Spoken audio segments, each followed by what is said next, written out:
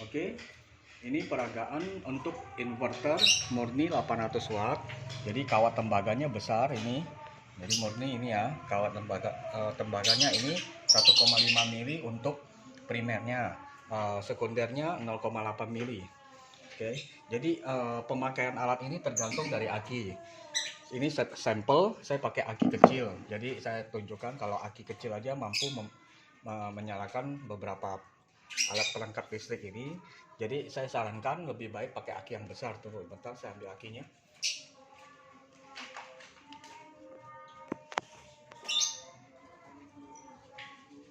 Nah, paling tidak akinya seperti ini akinya, jadi lebih awet pakainya, jadi lebih lama untuk menyalakan beban listrik yang besar. Jadi kita ini hanya untuk percobaan seberapa kuat aki kecil ini mengangkat beban listrik ini. Kita pindahkan dulu akinya. Nah, sebelumnya saya kasih lihat dulu yang di sini tidak ada colokan PLN sama sekali. Nah, ini kosong, colokannya hanya untuk cabang peralatan listrik ini. Dan airnya saya langsung dari sana.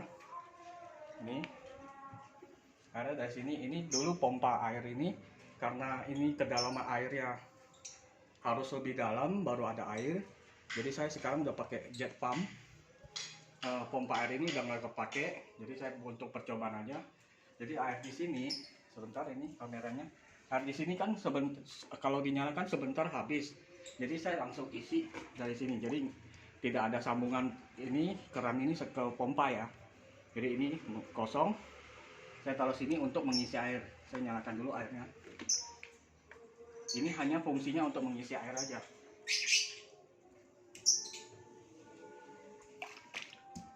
Nah, airnya udah saya isi ke sini ya, biar nanti bisa nyala terus itunya, inverternya. Kita langsung coba. Jadi ini jangan terbalik ya, ini positif, kabel hitam kabel hitam untuk ininya copot, lepas.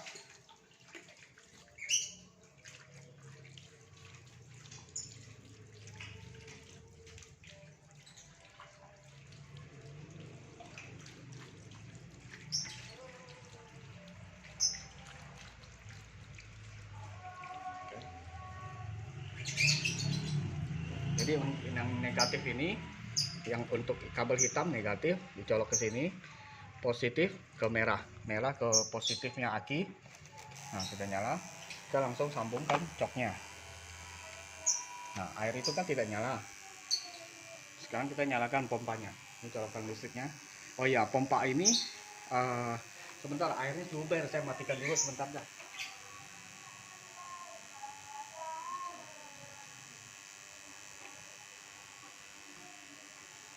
Nah, jadi tunggu sebentar. Sebelumnya pompa ini kan 500 watt, dan ini alat bornya 600 watt, mesin bor 600 watt. Kita akan coba langsung nyalakan pompa dan ini alat bor, mesin bor. Sebenarnya ini 800 watt, cuman kita paksakan seberapa kuat dia bisa menyalakan listrik. Jadi kalau 800 watt sih pasti bisa nyala, tapi kita coba lebih dari 800 apakah bisa. Dan ditambah ini mesin gerinda 570 watt. Saya tidak yakin kalau tiga-tiganya nyalain bisa. Kita coba dulu dua, kalau nggak bisa ya berarti paling tidak dua alat ini bisa nyala. Kalau tiga saya tidak yakin karena ini hanya 800 watt. Oke, langsung kita coba. Kita nyalakan, airnya saya nyalakan lagi, karena kalau di pompanya nyala, air di sana yang di ember habis.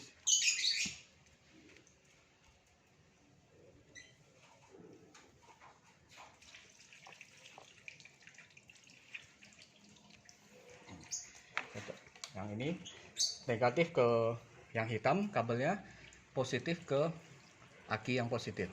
Udah nyala, kita colok, ininya nyala. Kita nyalakan airnya. Nah, sudah nyala. Nah, airnya di sana udah nyala. Sekarang kita colok. Air di sana kecil karena dia pertama baru mulai kan, dia pompa dulu, pancing dulu. Jadi kalau dipancing dulu otomatis dia kan itu ada proses. Nah, kita nyalain bornya.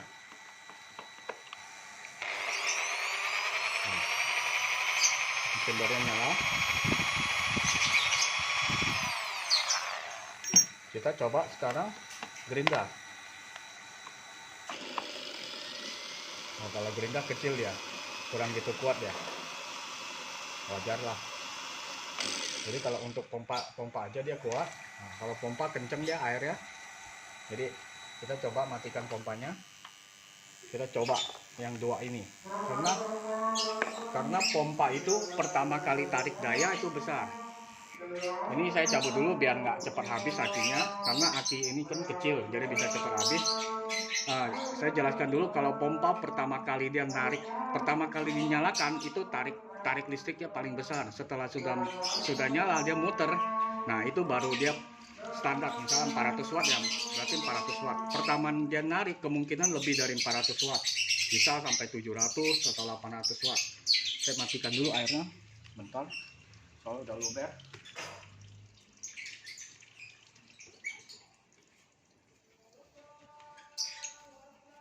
Nah, jadi sekarang kita ke intinya lagi. Jadi kita coba antara dua ini langsung. Jadi di sini kan 570 watt gerinda, sama mesin bornya 600 watt. Tadi berapa ini? 570, berarti kalau ditambah sekitar 1170 watt. Dua alat ini sekaligus. Oke, kita coba lagi. Ini sama, nyalakan lagi. Sekarang kita nggak pakai pompa, kita pakai mesin bor dan gerinda. Nah, kita nyalain mesin bor dulu, karena mesin bor kan lebih nggak berisik. Kalau udah nyalain gerinda sama bor nggak kedengeran mesin bornya. Jadi kita nyalain dulu ini. Sebentar, ini saya matikan dulu. Saya nyalakan dulu ini, mesin bornya nyala ya. Mesin bor nyala, sama nyalain gerinda.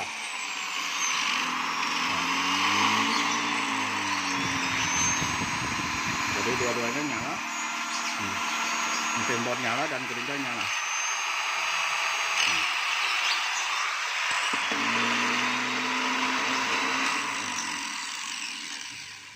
Jadi ini bisa 1000 lebih, voltasenya bisa maksud saya wattnya bisa 1000 lebih. Jadi fungsi alat ini, matikan dulu. Fungsi alat ini bisa untuk menyalakan listrik sewaktu listrik padam, sebagai backup listrik, dan juga untuk kalau setrum ikan juga bisa.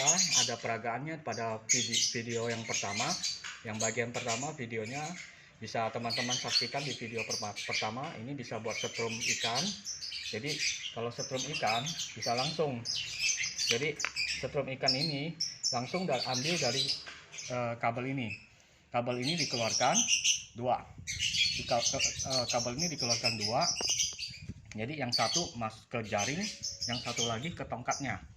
Jadi satu tongkat, satu jaring. Nah, untuk kalau ini kita langsung nyalain begini kan otomatis dia itu nyetrum terus kan.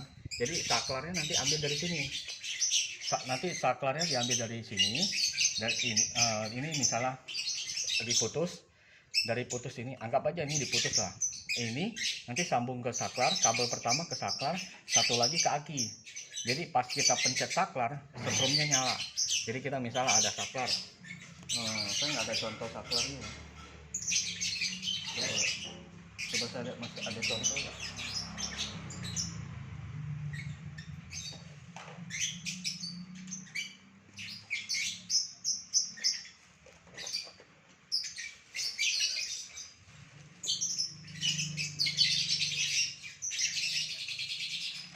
Ada contohnya, misalkan saya pakai saklar ini ya. Jadi saklar ini kan ada dua pin. Yang pertama ini langsung sambungan ke sini ya. Jadi yang satu lagi ini langsung pertama ini sambung ke ini, jepitan aki. Yang satu ini langsung ke aki. Jadi sewaktu ditekan begini, nanti di sini langsung menghantarkan listrik yang satu di tongkat, satu ke itu saringan, jadi langsung ikannya kesetrum. Jadi semakin dekat sama ikannya, sekali sentuh langsung ikannya pingsan. Kalau terlalu lama ikannya bisa mati. Jadi kalau setrum ya sebaiknya ambil ikan yang besar aja, yang kecil dibiarkan hidup. Jadi itu aja sih sarannya. Oke, terima kasih.